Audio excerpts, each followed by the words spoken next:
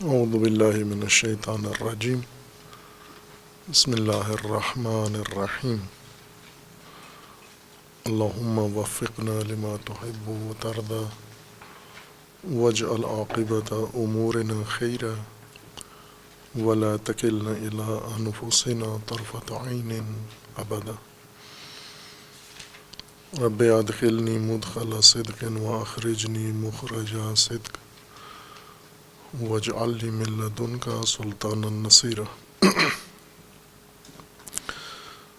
سورہ مبارکہ بقرہ آیات کریمہ وَإِذَا لَقُوا الَّذِينَ آمَنُوا قَالُوا آمَنَّا وَإِذَا خَلَوْا إِلَىٰ شَيَاطِينِهِمْ قَالُوا إِنَّا مَعَكُمْ إِنَّمَا نَحْنُ مُسْتَهْزِئُونَ اللہ یستہزئ بہم ویمدھم فی طغیانہم یعمہون اولئک الذین اشتروا الضلالۃ بالہدی فما ربحت تجارتہم وما کانوا مہتدین۔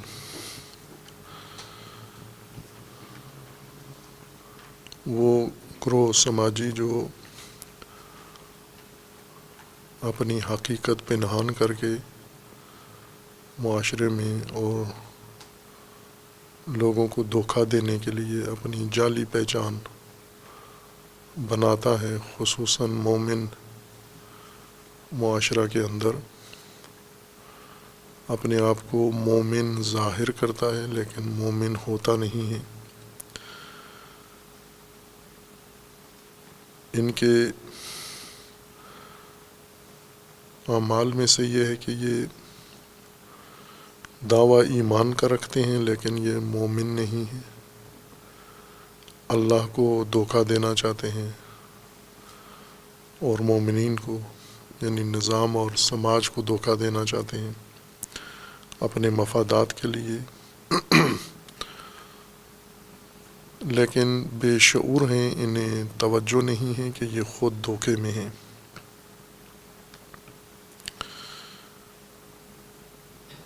اور جب انہیں کہا جائے اور ان کے بارے میں قرآن کا فرمانا ہے کہ ان کا یہ رویہ اس وجہ سے ہے کہ ان کے دلوں میں بیماری ہے اور اللہ نے وہ بیماری بڑھا دی ہے، اور ان کے اس کذب اور جھوٹ کی بنا پر ان کے لیے عذاب علیم ہے، دردناک عذاب ہے۔ اور جب انہیں کہا جائے کہ آپ فساد مت کرو زمین میں، چونکہ اصل کام ان کا فساد ہے، اور جب فساد سے انہیں روکا جائے تو دعویٰ یہ کرتے ہیں کہ ہم مفسد نہیں بلکہ ہم مصلح ہیں، لیکن یہ جانتے نہیں ہیں۔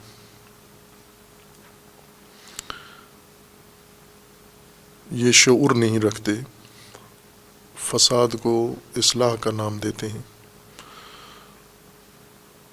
اور جب انہیں کہا جائے کہ آپ دیگر لوگوں کی طرح مومنین کی طرح ایمان لائیں جس میں صداقت و سچائی ہو، تو جواب دیتے ہیں کہ کیا ہم سفہا کی طرح ایمان لائیں، بے وقوفوں کی طرح ایمان لائیں۔ قرآن کا فرمانا ہے کہ یہ جو دوسروں کو سفہا کہتے ہیں یہ خود سفیہ ہیں لیکن علم نہیں رکھتے، اور انہی کے رویوں میں سے ایک رویہ یہ ہے کہ یہ اٹھنا بیٹھنا مومنین کے ساتھ رکھتے ہیں باقاعدگی کے ساتھ، یہ تأثر دینے کے لیے کہ ہم مومنین میں سے ہیں، لیکن خلوتوں میں شیاطین کے ساتھ رابطے میں رہتے ہیں، ان کے پاس جا کر بیٹھتے ہیں اور شیاطین کو باور کراتے ہیں کہ ہم آپ میں سے ہیں اور آپ کے ساتھ ہیں، ہم مومنوں کا استہزاء کرتے ہیں، تمسخر کے لیے جاتے ہیں، تحقیر کے لیے جاتے ہیں۔ اللہ تعالیٰ کا فرمان ہے کہ اللہ ان کے ساتھ استہزاء کرتا ہے اور انہیں ان کے طغیان میں اللہ تعالیٰ بڑھا دیتا ہے ان کے طغیان کو، اور انہیں طغیان میں مزید آگے بڑھا دیتا ہے، انہیں دھکیل دیتا ہے اسی طغیان کے اندر جس میں یہ حیرت، سرگردانی، نافہمی اور بے بصیرتی کے ساتھ زندگی گزارتے ہیں۔ اور اس پورے مجموعہ آیات کا آخر میں آیات 16 میں یوں خلاصہ کیا گیا ہے، جمع بندی کی گئی ہے، اولئک الذین اشتروا الضلالۃ بالہدی فما ربحت تجارتہم وما کانوا مہتدین۔ یہ گروہ وہ ہیں جنہوں نے معاملہ کیا ہے، تجارت کی ہے اور ہدایت چھوڑ کر ضلالت خریدی ہے، گمراہی خریدی ہے، اور اس تجارت میں انہوں نے نفع نہیں کمایا، تجارت رابحہ نہیں ہے ان کی، ربح حاصل نہیں کر سکے، اور نہ ہی یہ ہدایت یافتہ ہیں۔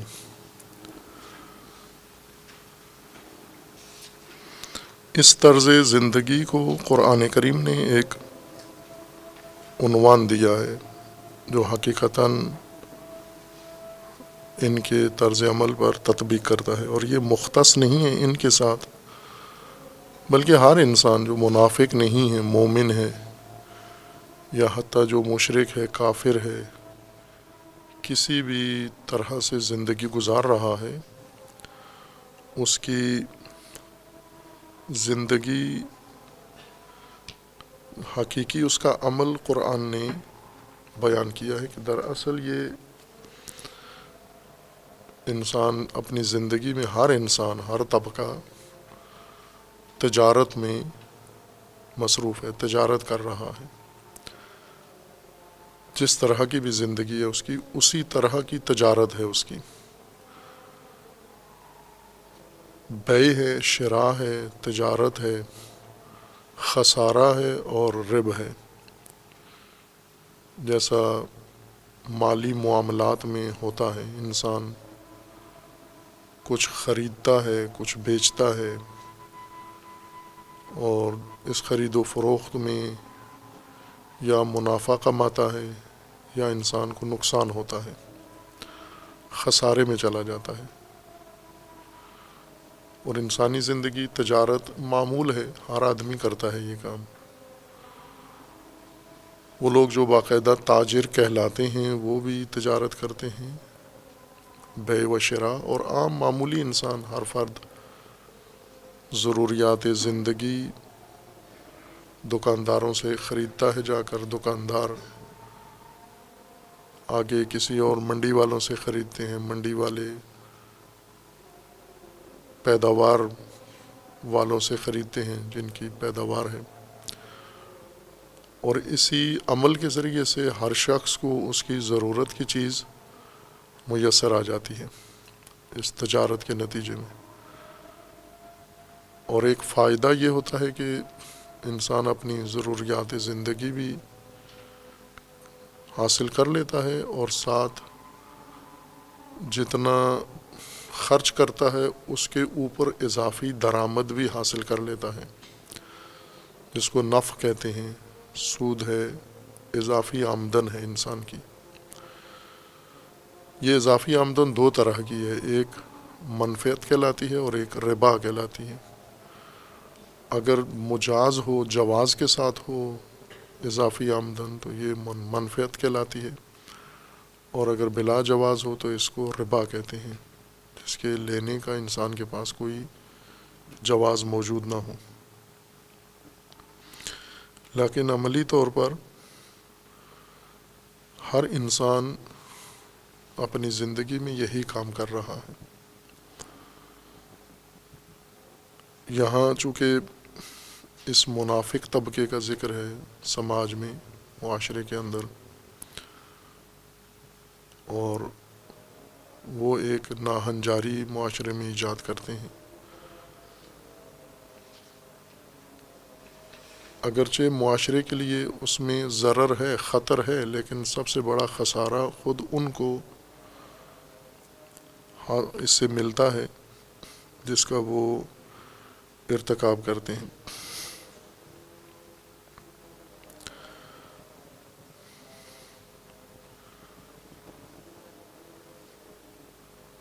اشترا، بیع و شراء دو معمول کے الفاظ ہیں لغت عرب میں بھی اور استعمالات میں بھی، اور اسی طرح قرآن کریم میں اور فقہ میں خصوصاً ان کا استعمال کثرت سے ہے، اور معانی ان کے کم و بیش سبھی جانتے ہیں۔ جو معانی لوگوں کے ذہنوں میں ہیں وہی ہیں، حقیقی لغوی معنی بھی ان کے اور اصطلاحی معانی بھی، اور قرآن نے بھی اسی معنی میں انہیں مراد لیا ہے۔ اس فرق کے ساتھ کہ بیع ہمارے ذہنوں میں یہ ہے کہ بیع بیچنے کو کہتے ہیں اور اشترا خریدنے کو کہتے ہیں۔ یہ فرق نہیں ہے لغت کے لحاظ سے، بیع بیچنے کو بھی کہتے ہیں، خریدنے کو بھی کہتے ہیں، اور اشترا بیچنے کو بھی کہتے ہیں اور خریدنے کو بھی کہتے ہیں۔ فرق یہ نہیں ہے کہ ایک کا معنی بیچنا ہے اور ایک کا معنی خریدنا ہے، بلکہ فرق یہ ہے کہ بیع انسان جب کرتا ہے تو اس میں ضروری نہیں کہ انسان کو اس سے کوئی فائدہ بھی حاصل ہو، صرف تبادلہ بھی بیع کہلاتا ہے۔ لیکن اشترا جب کرتا ہے انسان، کسی چیز کو بھیجتا ہے یا کسی چیز کو خریدتا ہے، اس کے اندر اس کا فائدہ بھی ہے ساتھ۔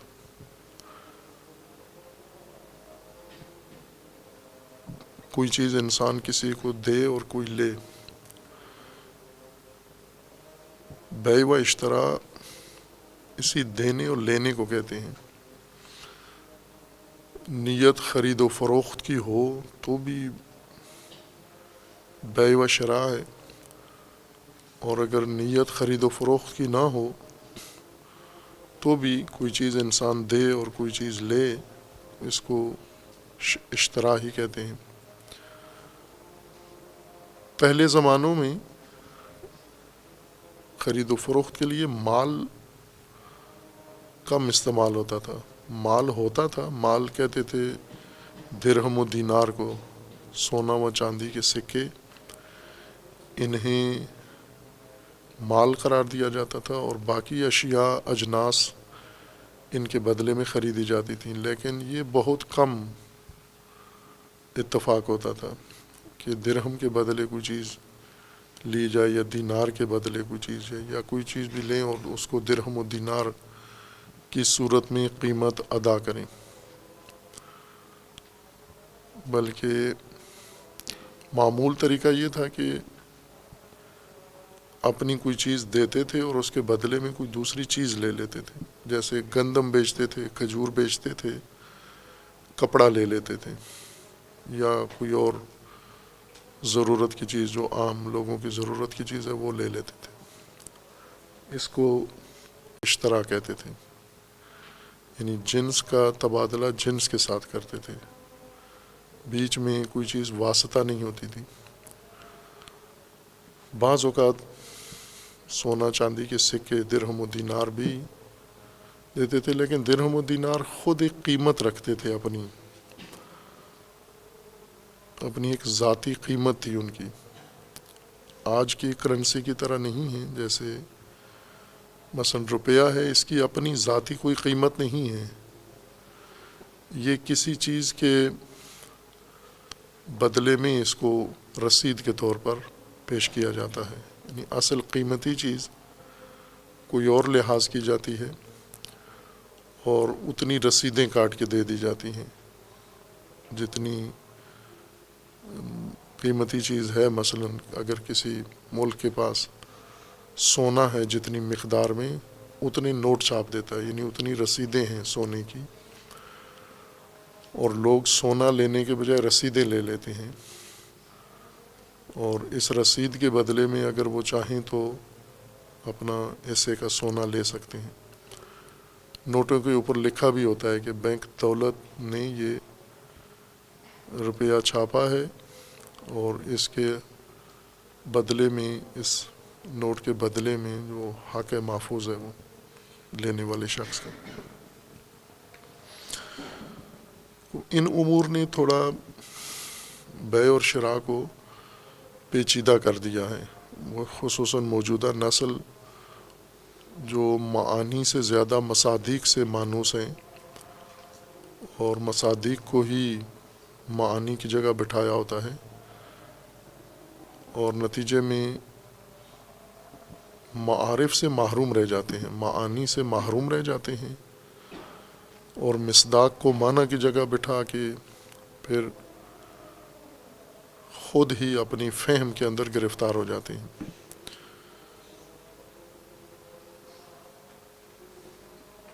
آج جو خرید و فروخت ہوتی ہے وہ کسی بھی ملک کی رائج کرنسی ہوتی ہے، سکہ رائج، جیسے پاکستان کا روپیہ ہے، اور عمومی طور پر دنیا میں جو تمام ممالک میں رائج سکہ ہے وہ ڈالر ہے، بعض ملکوں میں پاؤنڈ ہے، اور اپنے اپنے ان کے نام ہیں۔ ان کے ذریعے سے خریدتے ہیں چیزیں۔ تو ہمارے ذہنوں میں یا موجودہ نسل کے ذہنوں میں یہی بات ہے کہ خرید و فروخت اسی کو کہتے ہیں کہ روپے دے کے کوئی چیز لینا یا ڈالر دے کے کوئی چیز لینا، یا کسی چیز کے بدلے میں روپے وصول کرنا اور ڈالر وصول کرنا۔ لیکن یہ اس زمانے کا مصداق ہے۔ ہر دور میں تجارت، بیع و شراء اس طرح سے نہیں ہوتی تھی۔ آغاز میں بیع و شراء کسی واسطے کے بغیر، کسی رسید کے بغیر مبادلہ جنس بالجنس تھا۔ کپڑا بیچتے تھے، کھجور لے لیتے تھے، کھانے کی چیزیں بیچتے تھے، پہننے کی خرید لیتے تھے، اور پہننے کی چیزیں فروخت کرتے تھے، کھانے کی چیزیں خرید لیتے تھے۔ چونکہ ہر معاملے میں کچھ چیز دیتے بھی تھے، کچھ لیتے بھی تھے، دونوں کام ہوتے تھے، یک طرفہ نہیں تھا کہ صرف ہم نے کچھ دیا ہے، بلکہ دیتے بھی تھے، لیتے بھی تھے۔ اس لیے یہ دینا، یعنی ہر معاملے کے اندر بیع بھی ہے، ہر معاملے کے اندر شراء بھی ہے یا اشتراء بھی ہے، خرید بھی ہے، فروخت بھی ہے، کیونکہ ہر آدمی کچھ بیچ رہا ہے اور کچھ خرید رہا ہے اس کے بدلے میں، صرف بیچنا نہیں ہے۔ یہ آج کے مصداق کے لحاظ سے یہ ہوتا ہے کہ کسی نے زمین بیچی ہے اور پیسے لے لیے ہیں، تو ظاہر پیسے تو خریدے نہیں جاتے، کرنسی تو خریدی نہیں جاتی، یہ قیمت ہے، وصول کی ہے۔ قیمت کو خرید نہیں کہتے کہ انسان نے نوٹ خرید لیے، کرنسی خرید لی۔ شے کی، مال کی مالیت رکھنے والی چیز کی خرید ہوتی ہے، رسیدیں نہیں خریدی جا سکتی۔ اس لیے فقہا اجازت نہیں دیتے کرنسی کے خرید و فروخت کی، کہ یہ مالیت والی چیز نہیں ہے کہ اس کو بیچیں، یہ تو ایک سند کے طور پر ہے، آپ نے جو کچھ خریدا ہے اس کی رسید ہے یہ۔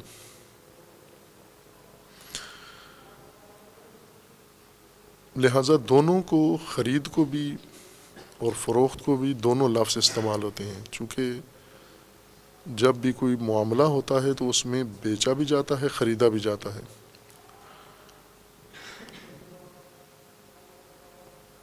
تجارت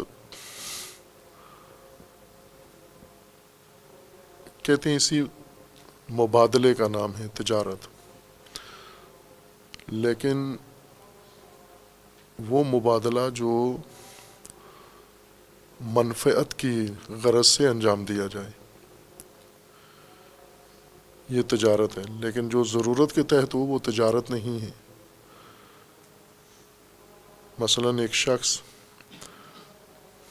اپنی دکان پہ جاتا ہے، اپنی کوئی چیز خریدتا ہے وہاں سے، ضرورت اس نے پوری کی ہے، اس نے اس سے منافع نہیں کمانا. مثلا دکان پہ گیا ہے، دودھ خرید لیا اس نے، کھانے کی چیز خرید لی، سبزی خرید لی، کوئی اور گھریلو ضرورت خرید لی، اور آ کر اس کو استعمال کر دیا اس نے، اسے مزید بیچ کر اس سے نفع نہیں کمایا. جس ضرورت کے لیے تھی وہ ضرورت اس سے پوری کر لی ہے، اسے تجارت نہیں کہیں گے ہم. برخلاف دکاندار کے کہ اس نے جو کچھ آپ کو دیا ہے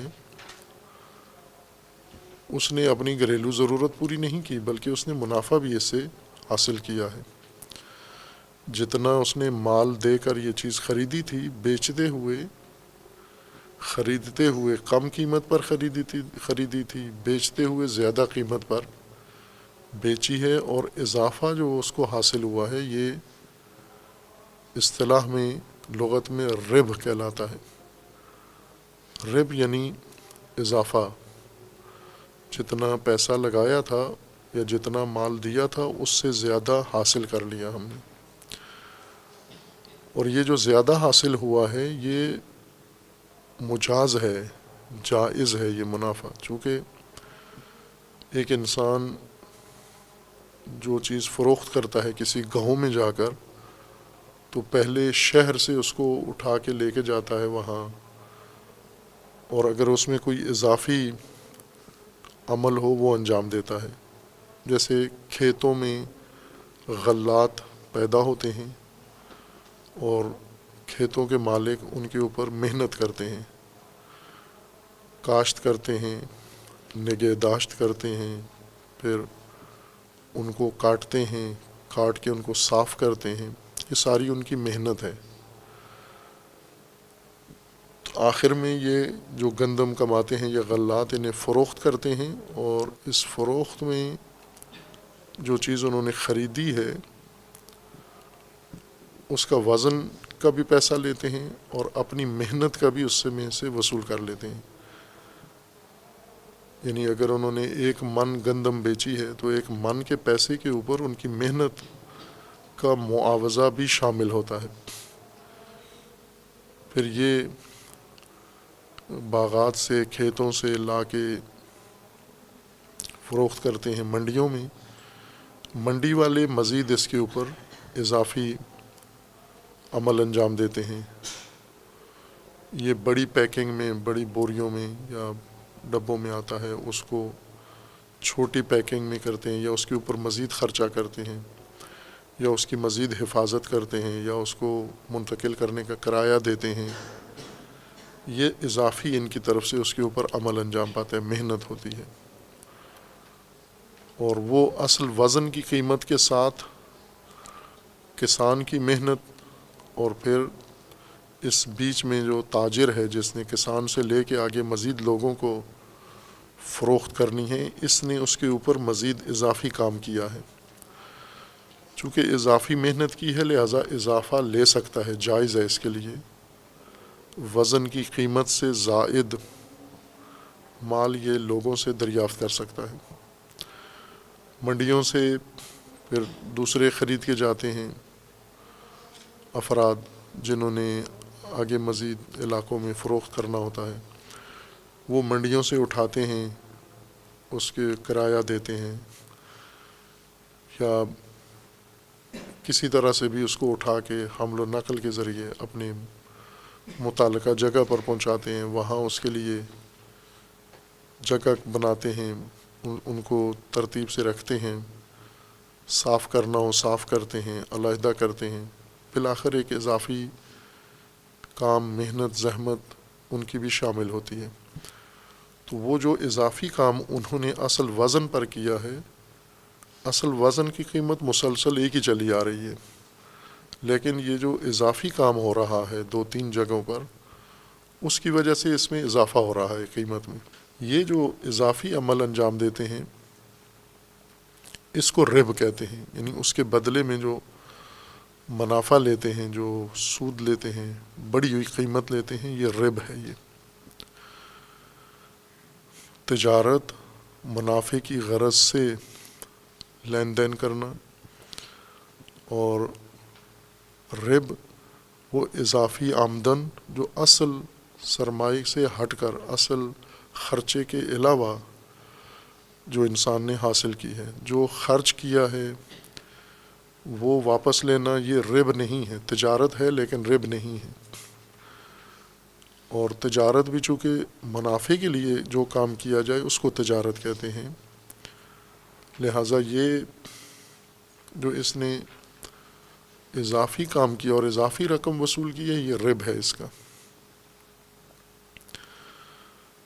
اب یہ ایک معمول کی چیز ہے، قرآن کریم نے اس مثال کو اس لیے اختیار کیا ہے کہ یہ سب کے لیے قابل فہم ہے۔ ہر انسان زندگی میں سب سے زیادہ جو عمل تکرار کرتا ہے وہ یہی خرید و فروخت ہے۔ ایک عام بچپن میں بچہ شروع ہو جاتا ہے خرید و فروخت میں، اور پھر عمر بھر اپنی ضرورت کی چیزیں لیتا ہے، چھوٹی چیزیں لیتا ہے، بڑی چیزیں لیتا ہے، اہم چیزیں لیتا ہے، لاہ و لعب کی چیزیں لیتا ہے، عیش و عیاشی کی چیزیں لیتا ہے، نشے کے لیے کچھ چیزیں لیتا ہے، سرگرمی کے لیے لیتا ہے، کھلونے خریدتا ہے، شوقیہ کوئی چیزیں خریدتا ہے۔ خرید و فروخت ایک عام معمول ہے تمام انسانوں کا، کہ مال کے ذریعے اشیاء کے بدلے میں اشیاء، مال کے بدلے میں اشیاء، یہ انسان کا معمول ہے۔ اور تجارت، اس بیع و شراء میں تجارت کا مطلب ہوتا ہے کہ اس لین دین میں، خرید و فروخت میں نفع بھی کمانا ہے، نہ کہ فقط ضرورت کی چیز دے کے ضرورت کی چیز لے لینی ہے، بلکہ اضافی آمدن بھی حاصل کرنی ہے اس کے ذریعے۔ اضافی آمدن کا جواز ہونا چاہیے۔ اضافی آمدن کا جواز یہ ہے کہ تاجر جو مال ایک جگہ سے لے کے دوسری جگہ بیچتا ہے، کچھ اضافی محنت اس میں شامل ہو، اضافی عمل اس نے کیا ہو۔ لہٰذا یہ خرید و فروخت جو آج کل رائج ہے اسٹاک ایکسچینج میں جو کی جاتی ہے، یہ تجارت نہیں ہے، منافع ہے لیکن تجارت نہیں ہے، چونکہ جہاں سے خریدتے ہیں وہیں پہ بیچ دیتے ہیں، اور جو اضافی چیز وصول کرتے ہیں اس کے بدلے میں ان کی کوئی محنت اس میں شامل نہیں ہے۔ جیسے حصص خریدتے ہیں، ان حصص کو مہنگے داموں فروخت کر دیتے ہیں، لیکن ان حصص کے اوپر اضافی جو انہوں نے وصولی کی ہے اس کے لیے کچھ کیا نہیں ہے، انہوں نے کوئی محنت ان کی شامل نہیں ہے، یہ ناجائز ہے، یہ ربا ہے۔ ربا اور ربح میں یہ فرق ہے کہ ربا وہ اضافی آمدن کسی مال پر جس کا کوئی جواز نہ ہو، اور ربح وہ اضافی آمدن ہے جس کا جواز موجود ہے، عقلائی جواز موجود ہے، شرعی جواز موجود ہے، اس جواز کے تحت انسان یہ رقم لیتا ہے۔ ربا وہ ہے جو لیتا ہے لیکن جواز نہیں ہے۔ اگرچہ علماء فقہا مختص کرتے ہیں ربا کو معاملات کے ساتھ اور قرض کے ساتھ، لیکن جو ربا کی تعریف ہے قرآن کریم میں اصطلاح، ہر بلا جواز مال جو انسان لیتا ہے وہ ربا ہے۔ جیسے رشوت ہے، انسان لے لیتے ہیں دوسرے سے، ضرورت مندوں سے، مجبور لوگوں سے، مراجعین سے، یہ سب ربا کے زمرے میں آتا ہے۔ پیسے کے بدلے میں پیسہ نہیں لے سکتے آپ۔ مثلا آپ نے کسی کو پیسہ دیا ہے اور جواباً اس سے آپ پیسہ وصول کریں، یہ نہیں لے سکتے آپ۔ آپ کے پیسے پر اضافی کوئی عمل ہو، اور نہ صرف پیسہ کسی جگہ رکھ کر اس سے آمدن حاصل نہیں کر سکتے آپ۔ مثلا آپ گندم کی 10 بوریاں رکھ دیں کسی کے ہاں، اور سال کے آخر میں اسے کہیں کہ 11 بوریاں مجھے دے دیں، چونکہ 10 بوریاں آپ کے پاس سال بھر رہی ہیں، تو آپ 10 بوریاں ہی لیں گے جو آپ نے رکھی ہیں، چونکہ ان 10 بوریوں پر آپ نے اضافی کوئی کام نہیں کیا. کسی کو آپ نے 10 لاکھ دیے ہیں، اب اسے 11 لاکھ نہیں لے سکتے، 10 لاکھ ہی لیں گے، چونکہ آپ نے اضافی کچھ بھی نہیں کیا، صرف پیسہ تھا رکھ دیا ہے، وہ جتنا رکھا ہے وہ اٹھا لیں آپ. یہ جو فالتو آمدن ہے اس کا کوئی جواز نہیں ہے آپ کے پاس، اس وجہ سے یہ ربا ہے. لیکن رب اس اضافی آمدن کو کہتے ہیں جو اضافی عمل کے نتیجے میں انسان حاصل کرتا ہے. اضافی عمل جیسے تجار کرتے ہیں، خریدتے ہیں، اس کو منتقل کرتے ہیں، اس کو سٹور کرتے ہیں، اس کے اوپر اضافی خرچے کرتے ہیں، اس کی پیکنگ کرتے ہیں، اس کو مختلف جگہوں سے طریقوں سے آگے پہنچاتے ہیں. یہ ان کا ایک اضافی عمل ہوتا ہے اور اس کی وجہ سے ان کو جواز ہوتا ہے کہ آپ اتنا رب اس کے اوپر حاصل کر لیں. اب یہ اصل عمل ہے جو رائج ہے، جس کو سب سمجھتے ہیں. قرآن کریم نے اس عمل کو، جو رائج عمل ہے، مصطلح خرید و فروخت، اشیاء میں، ضروریات میں، اموال میں، اس کو معانی میں بھی قرآن کریم نے تطبیق کیا ہے. چونکہ لغت میں مختص نہیں ہے کہ کوئی مادی چیز کسی مادی چیز کے بدلے میں ہو تو خرید و فروخت ہے، بیع و شراء ہے، بلکہ کوئی معنوی امر بھی ہے تو وہ بھی بیع و شراء ہی ہے. لغت میں معانی کے ساتھ شرط نہیں ہے کہ یہ حتماً جو خریدی جا رہی ہے مادی چیز ہو، جسمانی چیز ہو، گندم ہو، جو ہو، کھجور ہو، یا اس کے بدلے میں درہم ہو، دینار ہو، پیسہ ہو. یہ چیزیں معانی میں ماخوذ نہیں ہیں. یہ خصوصیات مصداق ہیں کہ بعض مصادیق، یعنی جو چیزیں لی جاتی ہیں اور دی جاتی ہیں اور جن کے ذریعے سے فائدہ حاصل کیا جاتا ہے، یہ مادی بھی ہو سکتی ہیں، یہ غیر مادی بھی ہو سکتی ہیں.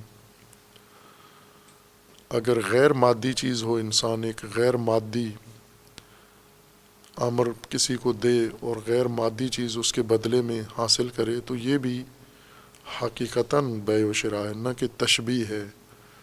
بعضوں نے اس کو تشبیہ قرار دیا ہے کہ قرآن کریم نے انسانی اعمال کے بدلے میں جو کچھ انہیں حاصل ہوتا ہے اس کو خرید و فروخت سے تشبیہ دی ہے. تشبیہ کا مطلب یہ ہوتا ہے کہ خرید و فروخت منحصر ہے جسمانی اور مادی امور میں، معنوی امور کو شامل ہی نہیں ہے. لہٰذا معنوی امور کو ہم مادی امور سے تشبیہ دیتے ہیں، مشابہت کی وجہ سے کرتے ہیں یہ کام. حقیقتاً کوئی چیز بھی انسان جب لیتا ہے یا دیتا ہے، اس لین دین کو خرید و فروخت یا بیع و شراء ہی کہتے ہیں. اور جس طرح تجارت منفعت کی غرض سے جو تبادلہ ہو اس کو تجارت کہتے ہیں، بغیر منفعت کے بھی تبادلہ ہو تو بیع و شراء ہو جاتی ہے، خرید و فروخت ہے یہ. لیکن اگر اس میں منفعت بھی مد نظر ہو تو یہ تجارت ہو جاتی ہے، یہ خرید و فروخت. اور جو منفعت اس کے اندر ہے وہ اس کو رب کہتے ہیں. اب انسان جو کچھ بھی کرتا ہے، کوئی بھی عمل انسان سے سرزد ہوتا ہے، اچھا یا برا، اس میں یہی عمل ہو رہا ہوتا ہے کہ انسان کچھ دے رہا ہے اور کچھ لے رہا ہے. جو بھی انسان کام کرتا ہے، بلکہ جب کچھ نہیں کرتا تو بھی یہی عمل کا ارتکاب کر رہا ہے. جب کچھ بھی نہیں کرتا، فارغ بیٹھا ہوا ہے، نہ ذہنی طور پہ کچھ کر رہا ہے نہ عملی طور پہ کچھ کر رہا ہے، تو بھی اسی کام میں مشغول ہے، یعنی بیع و شراء میں مشغول ہے، یعنی کچھ دے رہا ہے اور کچھ لے رہا ہے یہاں پر بھی. اور یہاں جو دے رہا ہے، لے رہا ہے، اس کا قانون وہی ہے جو مادی چیزوں میں ہے. جیسے مادی چیزوں میں تجارت، منفعت والی تجارت جس میں رب ہو، کہ انسان ایک چیز بیچتا ہے اور اس سے زیادہ قیمت والی چیز لے لیتا ہے یا زیادہ قیمت اس سے لے لیتا ہے، یہ رب ہے۔ اور اگر انسان زیادہ قیمتی چیز بیچ کے کم قیمت وصول کرے تو یہ خسارہ ہے، نقصان ہے یہ۔ اسی طرح انسان کے تمام اعمال جو کچھ انجام دیتا ہے، ان اعمال میں انسان جو کچھ دے رہا ہے، ہاتھ سے اس کے نکل رہا ہے، اور جو کچھ اس کے ہاتھ آ رہا ہے، اس میں بھی یہی توازن ہے، قانون ہے کہ جو ہاتھ سے دے رہا ہے، چھوڑ رہا ہے، وہ کیا چیز ہے، اور جو اس کے ہاتھ آ رہی ہے چیز وہ کیا ہے۔ چونکہ خرید و فروخت میں جو اصل روح مطلب ہے وہ یہ ہے کہ انسان اپنے پاس جو چیز ہے اس سے دستبردار ہو رہا ہے، ہاتھ اٹھا رہا ہے، رفع ید کر لیا، اپنی ملکیت سے خارج کر کے دوسرے کی ملکیت میں دے دیا۔ اور یہی اپنی ملکیت سے ہاتھ اٹھا لینا، اس کے مالکیت سے ہاتھ اٹھا لینا، یہ بیع ہے۔ شراء کا مطلب یہ ہے خرید کا کہ جو چیز ابھی تک اس کی ملک میں نہیں تھی اس کے اوپر مالکانہ حیثیت اپنی حاصل کر لینا، یعنی اپنے ہاتھ سے جو ہاتھ میں موجود چیز ہے یہ چھوڑ دے، جو ہاتھ میں نہیں آئی ہوئی اسے ہاتھ میں لے لے۔ یہ اصل روح ہے خرید و فروخت کی، چھوڑنا اور لینا۔ جو ہے وہ چھوڑ دیا کسی کے حق میں، اور جو نہیں تھا میرے پاس اسے لے لیا ہم نے۔ جتنا بھی عمل کوئی بھی کرتا ہے، کوئی طبقہ عمل کر رہا ہو، کوئی فرد عمل کر رہا ہو، عورت کرے، مرد کرے، مومن، منافق، کافر، مشرک، جو بھی کر رہے ہیں دراصل وہ اسی کام میں مصروف ہیں۔ ہر عمل کرتے ہوئے انسان کچھ چیز چھوڑ رہا ہے اور کچھ چیز اس کے بدلے میں حاصل کر رہا ہے۔ ہر عمل ہمارا اس بات کے لیے ہوتا ہے، اس بات کے حصہ ہوتا ہے۔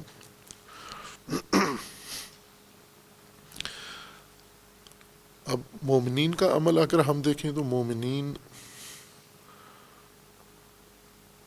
جو کچھ عمل کرتے ہیں اس عمل کے بدلے میں کچھ چیز چھوڑ رہے ہیں اور کچھ چیز حاصل کر رہے ہیں۔ جو چیز چھوڑ رہے ہیں، اگر فرض کریں پڑھ رہے ہیں، تعلیم حاصل کر رہے ہیں، تو یہاں یہی خرید و فروخت ہو رہی ہے۔ جو کچھ ان کے پاس تھا اسے چھوڑ رہے ہیں، اور جو ان کے پاس نہیں تھا اسے وصول کر رہے ہیں، حاصل کر رہے ہیں، اور جو چھوڑتے ہیں اس کے بدلے میں وہ حاصل ہوتا ہے ان کا۔ چھوڑتے جہالت کو ہیں، چھوڑتے حماقت کو ہیں، چھوڑتے سفاہت کو ہیں۔ جہالت چھوڑتے ہیں، ضلالت گمراہی چھوڑتے ہیں، چونکہ پہلے گمراہ ہیں، پہلے کچھ بھی نہیں جانتے۔ اب انہوں نے وہ گمراہی چھوڑ دی، جہالت چھوڑ دی، اور اس کے بدلے میں علم حاصل کر لیا انہوں نے۔ تو یہ تجارت کی ہے انہوں نے، اور تجارت بھی ایسی کی ہے جس کا رب ہے بہت زیادہ، چونکہ جو چیز چھوڑی ہے وہ بے قیمت ہے، اور جو چیز حاصل کی ہے وہ بہت قیمتی ہے، اس لیے بہت نفع میں ہے اس عمل کے مرتکب۔ اسی طرح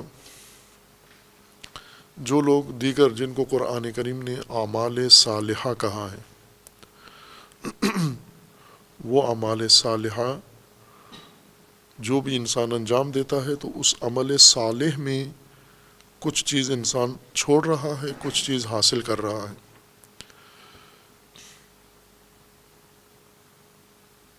پہلے معنی کیا ہے عمل صالح کا، جہاں فساد کا ہوا تھا، مصلحون فساد بگاڑ ہے، اور صلاح اس چیز کی اصلی حیت و اصلی حالت پر لانا ہے۔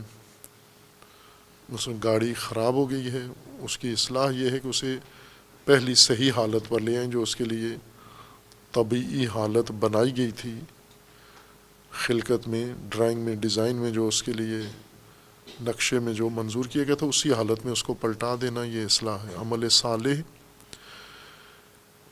وہ عمل ہے جو انسان کو اسی اصلی فطری حالت پر قائم رکھے اور جو انسان کو بگاڑ جس سے ختم ہو، یہ اعمال صالحہ ہیں۔ لہٰذا وہ خود ساختہ اعمال قرآن نے ذکر کیے ہیں، خود ساختہ اعمال، خود ساختہ نیکیاں وہ اعمال صالحہ میں شمار نہیں ہوتی۔ لیس البر ان تولوا وجوہکم قبل المشرق والمغرب، یہ مشرق کو منہ کر کے بیٹھ جانا، مغرب کو منہ کر کے بیٹھ جانا، یہ اعمال صالحہ نہیں ہیں۔ چونکہ ان کے ذریعے سے اگر بگاڑ نہیں بھی پیدا ہوتا تو اصلاح بھی نہیں ہوتی، یعنی کوئی چیز جو بگاڑ میں ہے اس سے بگاڑ دور بھی نہیں ہوتا اس سے، اس لیے یہ فضول اعمال ہیں، یہ بھی خسارہ ہے، زیاں ہے ان کے اندر۔ خود ساختہ نیکیاں جو انسان کرتا ہے اور ہم زیادہ کرتے ہیں، ہم اعمال صالحہ کے متبادل ہم نے خود ساختہ اعمال، نیک اعمال بنائے ہوئے ہیں جو قرآن کے اس آیا کے لحاظ سے بے فائدہ اور بے نفع ہیں، رب نہیں ہے ان کے اندر۔ اعمال صالحہ جب انسان کرتا ہے تو ایک تجارت ہے یہ، یعنی اعمال صالحہ میں انسان کچھ چیز چھوڑ رہا ہے، جو موجود ہے، حاضر ہے، اسے چھوڑ رہا ہے، اور وہ ہے فساد، بگاڑ کو ترک کر رہا ہے، چھوڑ رہا ہے، کمی کمزوری کو چھوڑ رہا ہے، اور اس کی جگہ پر اپنی طبعی حالت یا فطری حالت کو بحال کر رہا ہے، یہ اصلاح ہے یہ اس کی۔ تو یہ خود ایک تجارت ہے، لیکن تجارت ہے پرسود، نفع ہے اس کے اندر، اس لیے کہ جو چھوڑا ہے وہ بے قیمت ہے اور جو لیا ہے وہ بہت قیمتی ہے، اس لیے یہ سب سے زیادہ نفع والی تجارت ہے۔ چھوڑا کیا ہے، لیا کیا ہے آپ نے، ہر عمل کے اندر۔ اور اسی قیاس پر آگے تمام اعمال ہیں انسان کے۔ مثلاً آپ کسی سے ملاقات کرتے ہیں، بات چیت کرتے ہیں، آپ ایک تجارت میں ہیں، آپ نے اس ملاقات میں کچھ چھوڑا ہے، کچھ لیا ہے، اور جو لیا ہے اور جو چھوڑا ہے اسی سے اندازہ ہوگا کہ نفع کمایا ہے یا نقصان میں رہے ہیں اس ملاقات میں، اس گفتگو میں، اس حرکت میں، اس کیفیت میں آپ کس رنگ میں رہے ہیں۔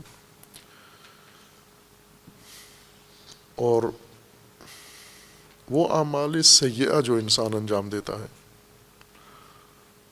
سیئات یا فاسد اعمال فاسدہ، یہ بھی تجارت ہے کہ انسان اس سے صلاح نفس، صلاح فطرت کو چھوڑ رہا ہے، صلاح معاشرہ کو چھوڑ رہا ہے، اور اس کے بدلے میں فساد لے رہا ہے، یہ بھی ایک تجارت کی ہے اس نے، لیکن ایسی تجارت ہے جس میں فقط خسارہ ہے، چونکہ جو چھوڑا ہے، جس کو چیز کو ہاتھ سے دے بیٹھے ہو، یہ بہت قیمتی تھی، اور جس چیز کو آپ نے حاصل کیا ہے اس کی کوئی قیمت نہیں ہے، اس لیے یہ بے نفع اور بے رب تجارت ہے آپ کی۔ اور چونکہ پوری زندگی یہی عمل ہے، پوری زندگی ایک تجارت ہے، یہ تجارت سے مراد یعنی کچھ دینا ہے، کچھ لینا ہے، کچھ چھوڑنا ہے، کچھ حاصل کرنا ہے، یوں کہیں جو اصل لین دین کی روح ہے، باقی اس کے ضوابط ہیں، قواعد ہیں، وہ تجارت کے ارکان نہیں ہیں، وہ مصداق کی خصوصیات ہیں۔ اصل تجارت میں جو انسان عمل انجام دیتا ہے، کچھ ہاتھ سے چھوڑتا ہے، کچھ ہاتھ میں آتا ہے اس کے، اس لین دین کو تجارت کہتے ہیں۔ اس کو دیکھا جائے گا کہ اس نے چھوڑا کیا ہے، حاصل کیا کیا ہے، جو چھوڑا ہے وہ قیمتی ہے یا جو حاصل کیا وہ قیمتی ہے۔ اگر دونوں برابر ہوں، مثلاً جتنا انسان نے چھوڑا ہے اور جو حاصل کیا ایک جیسے ہیں قیمت کے لحاظ سے، دونوں بے قیمت ہیں، تو بھی تجارت خسارے والی ہے۔ اگر انسان نے قیمتی چیز چھوڑی ہے اور اتنی ہی قیمت کی چیز انسان نے حاصل کی ہے تو بھی ربح حاصل نہیں ہوا۔ تاجروں کی اصطلاح میں تاجر جو کہتے ہیں تجارت خسارے میں جا رہی ہے، تجارتی نقصان اس وقت نہیں ہوتا، تجارتی نقصان جب ان کا اصل سرمایہ راس المال ڈوب جائے، اس کو دیوالیہ کہتے ہیں، اس کو نقصان نہیں کہتے۔ تجار کی اصطلاح میں نقصان راس المال کا ضائع ہونا نہیں ہے، نقصان اضافی درآمد کا کم ہونا ہے، ربح نہ ہونا، منفعت نہ ہونے کو نقصان کہتے ہیں۔ یعنی وہ تاجر جو خسارے میں جا رہا ہے وہ جتنے میں چیز لیتا ہے اتنے میں بیچ دیتا ہے، منافع نہیں اس کو مل رہا، یہ نقصان میں جا رہا ہے۔ لیکن وہ تاجر جو سستی چیزیں، مہنگی چیزیں لے کے سستی بیچتا ہے، یہ دیوالیہ ہے، چونکہ یہ راس المال کما رہا ہے اپنا، یہ دیوالیہ ہے۔ پوری زندگی انسان کی، ہر انسان کی اصل میں یہ ایک معاملے میں مصروف ہے۔ ہر انسان شروع سے، پیدائش سے ہی یہ معاملہ شروع ہو جاتا ہے، لیکن کچھ عرصہ تک اس تجارت کا اختیار اس کے ہاتھ میں نہیں ہوتا، جب تک نابالغ ہوتا ہے یا جب تک نافہم ہے، شعور نہیں ہے۔ لیکن جو ہی اس کے اندر تشخیص پیدا ہوتی ہے، شعور پیدا ہوتا ہے، رشد آتی ہے اس کے اندر، پھر اپنی اس معاملے کا خود ذمہ دار ہے۔ پہلے ماں باپ اس کے ذمہ دار ہیں، یعنی یہ بچہ ان کا، یہ روزانہ ماں باپ اسے تجارت کروا رہے ہیں، یہ بچہ روزانہ کچھ چیز دے رہا ہے، کچھ چیز لے رہا ہے، اور اگر ربح کما رہا ہے تو ماں باپ ذمہ دار ہیں، یہ اجر ان کو جائے گا، اگر نقصان ہو رہا ہے تو یہ سزا بھی انہی کی ہوگی، چونکہ وہ بچے کا نقصان کر رہے ہیں۔ کیا چیز ہے انسان کے پاس جو انسان روزانہ کے لحاظ سے دے رہا ہے اور روزانہ کے لحاظ سے لے رہا ہے اس کے بدلے میں؟ ایک تو عمر ہے انسان کی، یہ فرصت، یہ دورانیہ انسان کو اپنی تربیت کا اور اپنے فرائض انجام دینے کا، اپنے مقصد کے حصول کے لیے جو وہ تھوڑا سا وقت انسان کو دیا گیا ہے، محدود وقت، اتنے بڑے کام کے لیے۔ جیسے امیر المومنین علیہ السلام فرماتے ہیں کہ راستہ بہت طولانی ہے، مسافت دور ہے، اور وقت کم ہے، توشہ کم ہے، اور اس اثناء میں اگر انسان کی عمر گزرتی جائے، یعنی چھوڑ رہا ہے، روزانہ دستبردار ہو رہا ہے۔ ابھی آپ میرے اس جملے کے کہنے کے دوران آپ اپنی عمر کے قیمتی چند سیکنڈ ہاتھ سے دے بیٹھے ہیں، لیا کیا ہے جواب میں؟ یہ عمر دستبردار ہوئے، ہاتھ سے دے بیٹھے آپ۔ ہم خوش ہوتے ہیں کہ ہم بڑے ہو رہے ہیں، چھوٹے ہو رہے ہیں، کم ہو رہے ہیں، آپ کی عمر کا خزانہ کم ہو رہا ہے، نہ کہ زیادہ بڑھ رہا ہے، بڑے نہیں ہو رہے، چھوٹے ہو رہے ہیں اصل میں آپ۔ اور اس میں یہ دیکھیں کہ یہ وقت میرا گزر گیا، آج کا دن گزر گیا میرا، اس آج کے دن کے بدلے میں نے حاصل کیا کیا ہے، وہ بتائے گا کہ یہ تاجر خسارے میں رہا ہے یا ربح اس کو ملا ہے۔ دوسری چیز جو انسان لحاظ کرتا ہے کہ ہاتھ سے جو دے رہا ہے اور ہاتھ سے لے رہا ہے، وہ صلاح و فساد ہے۔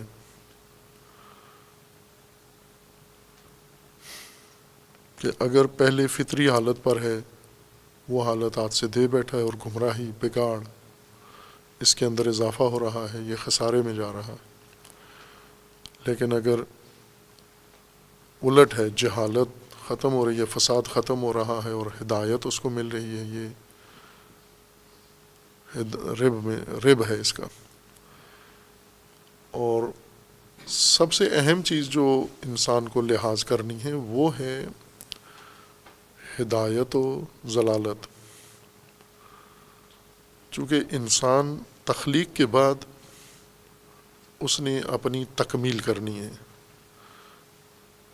اور اس کا ایک آخری مقصد ہے کہ یہاں تک اس نے اپنا تکامل کرنا ہے، اپنے وجود کو مکمل کر کے یہاں پہنچانا ہے. اس ہدف تک پہنچانے کے لیے جو وسائل درکار ہیں، جو رہنمائی درکار ہے، جو علم درکار ہے، وہ سب کچھ ہدایت کہلاتا ہے. اور اس راہ سے دور کرنے والی چیزیں، اس راہ سے محروم کرنے والی چیزیں، یہ سب ضلالت ہے. یہ ایک ایسا مسافر انسان کو یوں لحاظ کریں، اس کی تجارت اس وقت ہوگی کہ ہم اس شخص کی طرح ہیں جو صحرا میں سفر پہ ہے اور اس کے پاس ایک دور منزل پہ اس نے پہنچنا ہے. 3 دن کل وقت ہے اس کے پاس کہ 3 دن میں اتنی طولانی مسافت طے کر کے اپنی منزل پہ پہنچ جائے. یہ شخص، آپ وہ شخص ہیں، یعنی آپ کہیں کہ میں ہوں وہ صحرا میں مسافر، زاد و راحلہ لے کر نکلا ہوں. 3 دن وقت ہے میرے پاس اور بہت دور ایک منزل ہے. آپ جب صحرائی سفر میں شروع نکلتے ہیں تو لمحہ لمحہ بہت قیمتی ہوتا ہے آپ کے لیے، ایک ایک لمحہ قیمتی ہوتا ہے. اس فرضی مثال کو ہم حقیقی مثال میں تبدیل کریں تو جیسے ریس مقابلے کی دوڑیں ہوتی ہیں، گھوڑے دوڑتے ہیں، کتے دوڑتے ہیں، جانور دوڑتے ہیں، کبھی انسان بھی دوڑتے ہیں، گاڑیاں دوڑاتے ہیں. ان کے پاس ایک سفر ہوتا ہے، آگے ہدف ہے، اس ہدف تک انہوں نے پہنچنا ہے. انتہائی سفر، وقت اور مسابقہ بھی ہے اور راستہ ہے اس کے دوران. اب فرض کریں انہوں نے 1 گھنٹے میں پہنچنا ہے، ان تمام گاڑیوں نے اس نقطے تک. یا آج کل صحرائی ریسیں ہوتی ہیں گاڑیوں کی جو کئی دنوں میں، فرض کریں 3 دن بعد ان گاڑیوں نے ایک شہر سے دوسرے شہر تک یا ایک ملک سے دوسرے ملک تک پہنچنا ہے. تو ان کے پاس ایک ایک لمحہ بہت قیمتی ہوتا ہے. اگر ان کی فلمیں دیکھیں تو اندازہ ہوگا کہ یہ کتنے قدردان ہوتے ہیں وقت کے، ذرا برابر وقت ضائع نہیں کرتے کسی چیز پر. فالتو وقت تو بہت دور کی بات ہے یہ ضائع کریں بغیر ضرورت کے. ضرورتوں کے لیے بھی وقت نہیں دیتے تاکہ وہ سارا وقت اپنے سفر پہ گزاریں. اپنی رفتار، سرعت کم نہیں ہونے دیتے، سپیڈ کم نہیں ہونے دیتے. اپنی گاڑی میں خرابی نہیں ہونے دیتے، پہلے سے چلانے سے پہلے یقینی اس کو بناتے ہیں، یقینی بناتے ہیں کہ راستے میں کہیں رک نہ جائے ورنہ میں ہار جاؤں گا، شکست کھا جاؤں گا. خوب ان لوگوں کو دیکھیں کتنی قدر ہوتی ہے، لمحات کی کتنی قدر ہے.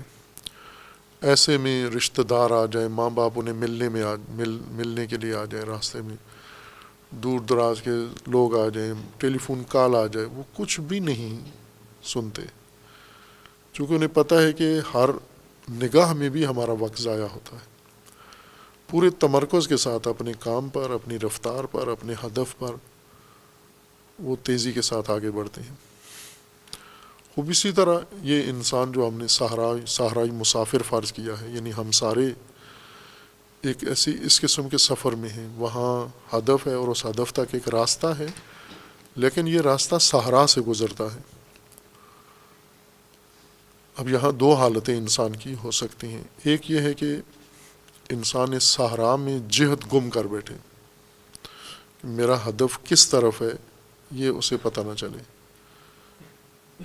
میرا ہدف شمال میں ہے، جنوب میں ہے، مغرب میں ہے، مشرق میں ہے، اس کے پاس کوئی ثبوت، دلیل، تسلی نہیں ہے.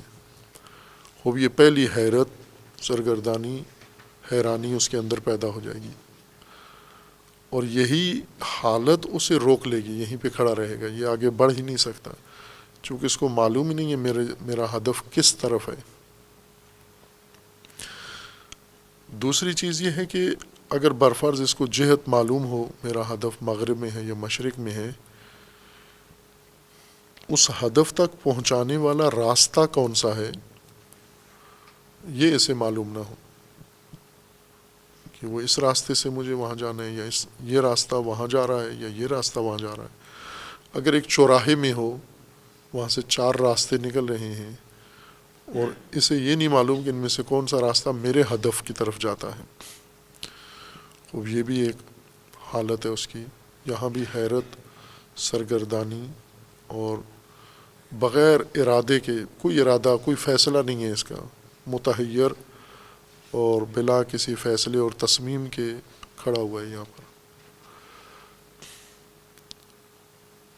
اسی طرح اگر برفرض اس کے پاس ہدف مشخص ہے، جہت ہے، راستہ بھی پتہ ہے، لیکن راحلہ نہیں ہے کس کے اوپر بیٹھ کے یہ سفر کروں، وسائل نہیں ہے، توشہ نہیں ہے، تو بھی درماندہ رکا ہوا وہاں حیران سرگردان کھڑا رہے گا۔ اس کیفیت کو، چونکہ ضلالت عربی لفظ ہے، عرب اس صحرا میں گمگشتہ انسان، صحرا میں جہت بھولا ہوا انسان، صحرا میں راستے بھولا ہوا انسان، صحرا میں وسائل بھولا ہوا انسان، اس کی جو کیفیت ہے اس کو عرب ضلالت کہتے ہیں۔ یعنی کوئی اس کو سمجھ نہیں آ رہی کہ میں جانا کدھر ہے، کیسے جانا ہے، کس راہ سے جانا ہے، اور اس کا مطلب یہ کہ ابھی اس کے اندر ارادہ ہی نہیں بنا کسی طرف جانے کا، چونکہ جانے کے لیے مشخص راستہ ہونا چاہیے، ارادے کے بغیر ہے، تخیلات ہیں، آنن فآنن اس کے ذہن میں تخیل آتے ہیں، گمان آتے ہیں، پھر نکلتے جاتے ہیں، انہی گمانوں میں سرگردان و گم ایک جگہ کھڑا رہتا ہے، اس کو ضلال کہتے ہیں۔ اور دوسری صورت یہ ہے کہ یہ صحرا میں ہے، اور جہت، ہدف جس جہت میں ہے، جہت بتانے والی علامتیں نمایاں لگی ہوئی ہیں، لکھی ہوئی ہیں کہ تیرا ہدف اس طرف ہے، شمال کی طرف ہے، جنوب کی طرف ہے، اور دوم راستے متعدد ہیں، اور ان راستوں کے اوپر بھی نشانیاں لگی ہوئی ہیں، لکھا ہوا ہے کہ اس ہدف کی طرف جانے والا یہ راستہ ہے۔ جیسے عموماً ہم بڑی شاہراہوں پر دیکھتے ہیں، بڑے بورڈ لگے ہوتے ہیں کہ یہ راستہ یہاں سے اس شہر کو جاتا ہے، یا یہ راستہ اس شہر کو جاتا ہے، یہ تیسرا راستہ تیسرے شہر کو جاتا ہے، اور گاڑیوں والے مسافر کبھی بھی حیران نہیں ہوتے، انہیں پتہ ہوتا ہے، اسی اشارے کے مطابق سرعت کے ساتھ اپنا سفر جاری رکھتے ہیں۔ اور تیسری یہ حالت ہے کہ ان نشانیوں کے ہوتے ہوئے اس کے پاس سفر کے لیے، حرکت کے لیے جو کچھ ضروری زاد ہے، توشہ ہے، وہ بھی موجود ہے سارا، کوئی رکاوٹ نہیں ہے اس کی راہ میں۔ یعنی یہ فوراً وہ نمایاں واضح نشانیاں راستے کی، جہت کی، ہدف کی دیکھ رہا ہے، اور اسی سمت تیزی سے بڑھ بھی رہا ہے۔ اس کو عربی میں ہدن کہتے ہیں، یہ ہدایت ہے۔ صحرائی مسافر کی 2 حالتیں، ایک مسافر جس کو کچھ پتہ نہیں ہے، بے ارادہ کھڑا ہوا ہے، یہ فی ضلال ہے، یہ گمراہی میں ہے، گم ہے اس پر ہر چیز، اور ایک ہے ہدایت، یعنی ہر چیز پتہ ہے اس کو۔ اب یہاں پر سفر دونوں نے شروع کرنا ہے، سفر کے آغاز سے پہلے ان دونوں کو بلا کر اگر کہا جائے کہ آئیں آپ کو ہم وضاحت کرتے ہیں، توجیہ کرتے ہیں، رہنمائی کرتے ہیں آپ کی، اس سفر میں آپ نے جانا ہے، تو سفر میں جانے کے لیے یہ تیاری کر لیں، یہ آمادگی، یہ رہنمائی لے لیں، یہ چیزیں آپ نقش ذہن میں رکھ لیں۔ ابھی دونوں کو نہیں پتہ، دونوں لا علم ہیں، لیکن جب انہیں کہا جاتا ہے کہ آپ نے اپنے اپنے مقصد میں جانا ہے، تو آئیں آ کے نقشے لے لیں، ہم سے رہنمائی لے لیں، اور جو کچھ آپ کو راستے میں ضروریات ہیں وہ ساری ہم سے لے لیں۔ ایک ان میں مغرور، متکبر، جاہل، اڑیل ہے، وہ کہتے ہیں مجھے نہیں ہے ضرورت، مجھے خود پتہ ہے سارا، مجھے پتہ ہے راستے کیا، میں صحرا کا بیٹا ہوں، مجھے صحراؤں کی جز کا پتہ ہے، ذرے ذرے کا پتہ ہے، فلاں ہے، پتہ کچھ بھی نہیں ہے اس کو، یہ نہیں آتا، آگاہی لینے نہیں آتا۔ اور دوسرا آ جاتا ہے، وہ آ کے نقشے بھی لے لیتا ہے، رہنمائی بھی لے لیتا ہے، ہر چیز جو اس سفر کے لیے ضروری ہے وہ ساری لے لیتا ہے، اور دونوں سفر پہ نکلتے ہیں۔ ان دونوں نے تجارت کی ہے۔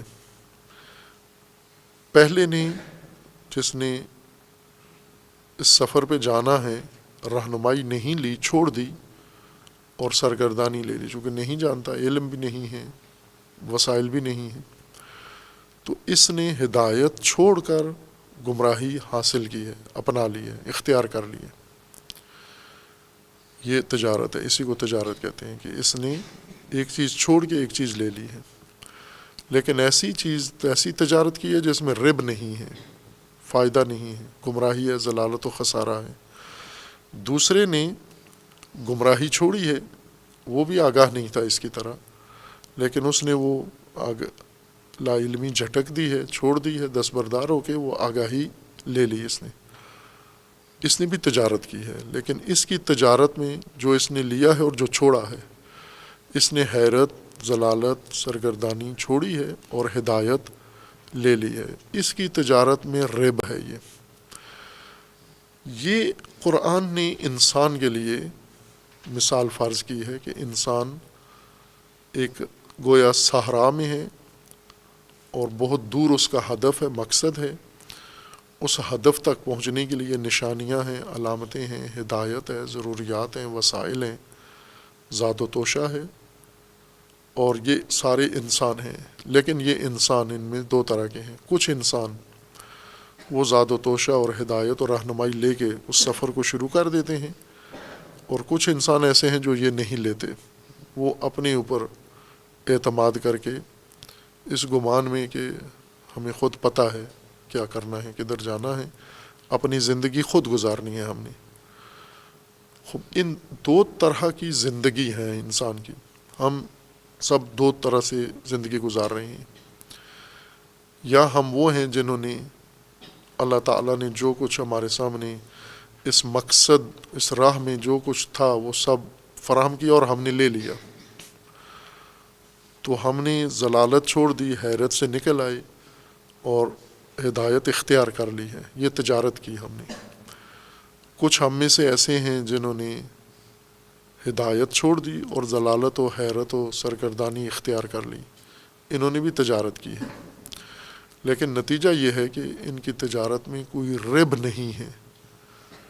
یہ ساری عمر اسی جگہ ہی رہیں گے جہاں ہیں، یہ اسی جگہ رہیں گے، چونکہ انہوں نے ضلالت خرید لی ہے، ضلالت اختیار کر لی ہے، ہدایت ترک کر دی ہے۔ اس ترک اور اختیار کو تجارت کہتے ہیں۔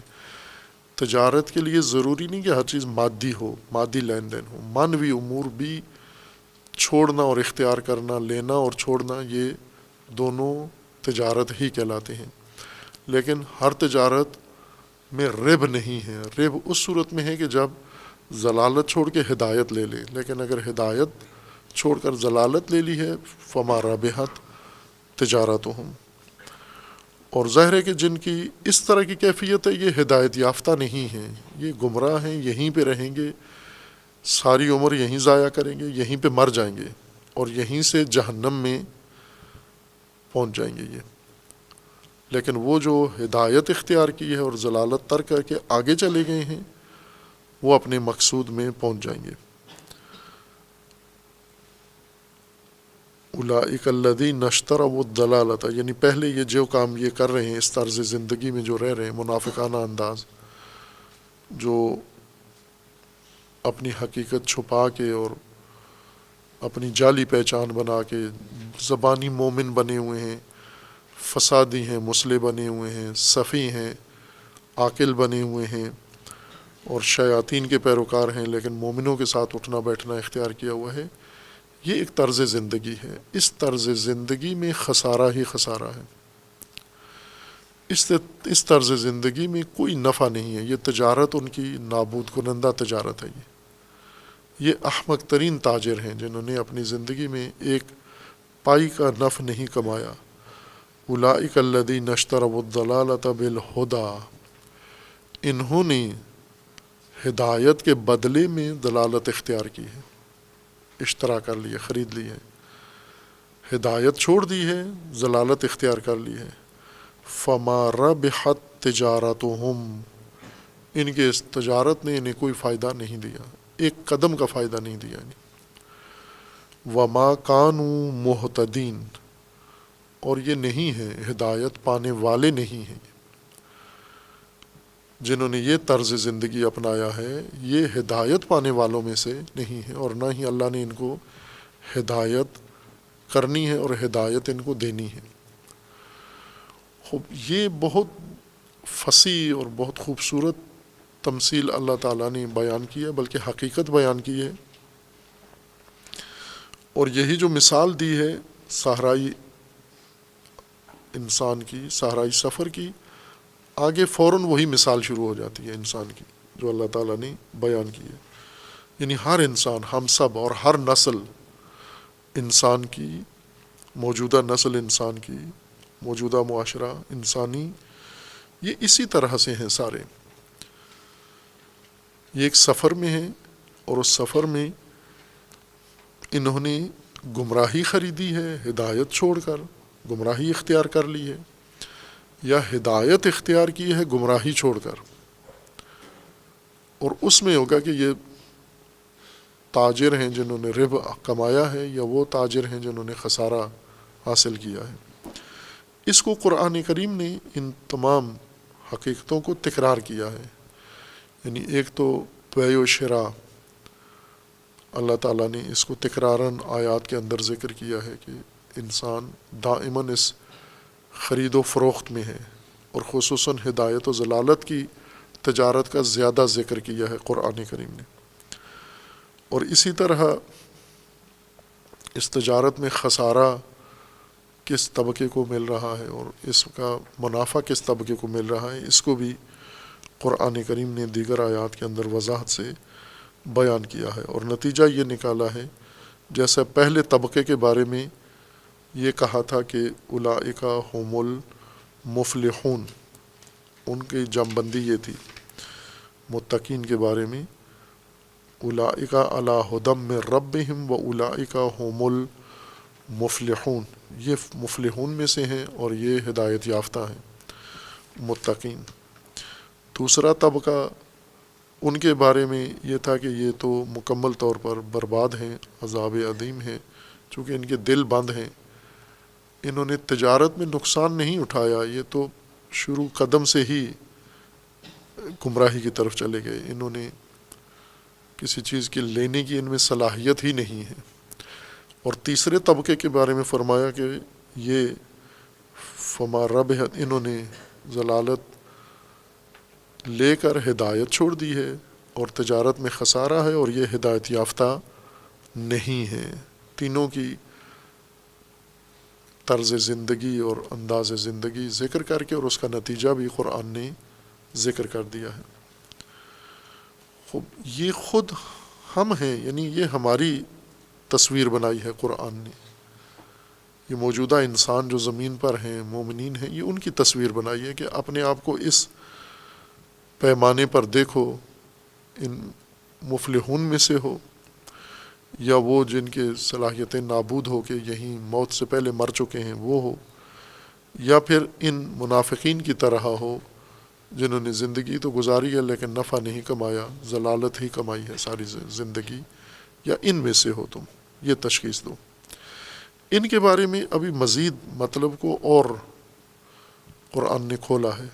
ہم دیگر آیات میں بھی جائزہ لیتے ہیں کہ یہ شراء اور اشتراء ہدایت و ضلالت اور ربح و تجارت کو قرآن نے اور کن پہلوؤں سے اور کن زاویوں سے ذکر کیا ہے، چند آیات اشارہ کریں گے اور پھر آگے اس تمثیل کی طرف جائیں گے جو اسی طبقے کے لیے بیان کی گئی۔ صلی اللہ علیہ وسلم۔